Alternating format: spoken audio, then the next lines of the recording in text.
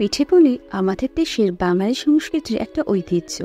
আর পিঠের মধ্যে সবথেকে বেশি অধিক বাঙালির যেটা পছন্দ সেটা হচ্ছে পাটিসাপটা। আজ এই পাটিসাপটার রেসিপিটি আপনাদের সঙ্গে শেয়ার করব, আশা করছি আপনাদের ভালো লাগবে। প্রথমে পাটিসাপটার ভেতরে যে পুরটা দেওয়া হয় আমি সেটা প্রিপেয়ার করে নেব। তার জন্য আমার প্রথমে লাগছে নারকেল কোড়ানো। একটা গোটা নারকেল কুড়িয়ে নেওয়া হয়েছে। তার মধ্যে দিয়ে দেবো 200 গ্রাম মতো চিনি। আমাদের আগে থেকেই বাড়িতে ক্ষীর বানানো ছিল, এবার এই ক্ষীরটা দিয়ে দেব। এবার এই সব উপকরণ একসাথে ভালো করে হাতে মেখে নেব। প্রায় 5 মিনিট মতো এটাকে মাখতে হবে।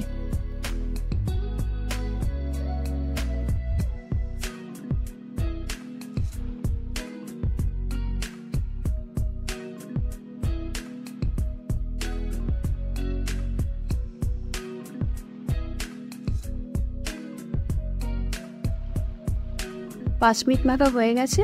এবার গ্যাসটাকে লো ফ্লেমে দিয়ে এই সব মিশ্রণটাকে জাল দেব। যখন হালকা বাদামি রং ধারণ করবে, একটা আঠালো ভাব হয়ে আসবে, তার মানে আমাদের পুরটা রেডি। এবার পাটিসাপটার গোলা বা ব্যাটার বানিয়ে নেব। এই গোলাটা বানাতে লাগবে 2 কাপ চালের গুঁড়ো, 1 কাপ আটা আর 100 গ্রাম মতো চিনি। এবার অল্প জল দিয়ে হাতে প্রথমে চটকে নেব, এতে সব কিছু একসাথে ভালোভাবে মিশে যাবে।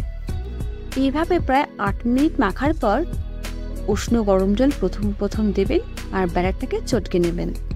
তারপর খুব বেশি পাতলাও না, খুব বেশি গাঢ়ও না, এরকম একটা ব্যাটার বানিয়ে নিতে হবে, যেরকম আমি স্ক্রিনে দেখাচ্ছি। পাটিসাপটা বানানোতে প্রত্যেকটা উপকরণ ভালো করে হাত দিয়ে চটকে নিলে কোনোরকম দানা দানা ব্যাপারটা থাকবে না। এতে আপনার একটা স্মুথ পাটিসাপটার ব্যাটার তৈরি হবে। এবার এই ব্যাটারটাকে আমি 10 মিনিটের মতো রেখে দেব। এই যে সময়টা বেঁচে গেল, এই সময়টাই ক্ষীর বা পাক যেটাই আপনি বলবেন সেটাকে একটা লম্বা সরু মুঠো মতো করে নেব। এর ফলে আপনি যখন পাটিসাপটায় পুর দেবেন তখন প্রত্যেকটা পুর একই সাইজের বা সমান হবে, যা দেখতে ও খেতে দুটোই ভালো লাগে।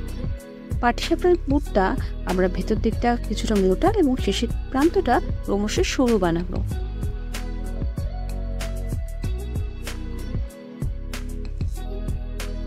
নেক্সট একটা ছোট বাটিতে আমি ঘি নিয়ে এটাকে গলিয়ে নিয়েছি। একটা কড়াই বা ননস্টিকি প্যান নিয়ে নেব। প্যানটা মিডিয়াম গরম হলে এবার একটা বেগুনের বোটা বা আলু দুভাগ করে সেই অংশটা দিয়ে প্যানে তেল ছড়িয়ে নেব। আপনারা এটাকে অয়েল ব্রাশও করতে পারেন, তবে মা ঠাকুমাদের এই পদ্ধতিটা যেন সব কিছু ছাড়িয়ে যায়। আসলে সব কিছুর রিপ্লেসমেন্ট হয়তো করতে নেই।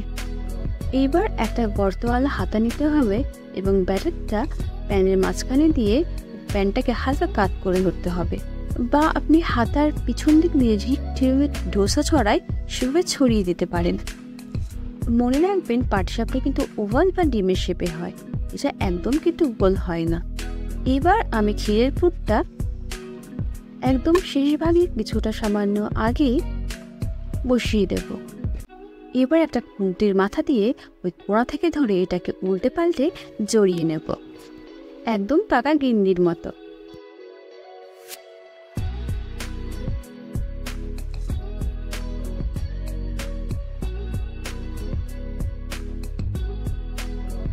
ব্যাস, এভাবে বানলেই হয়ে যাবে আপনাদের পাটিসাপটা।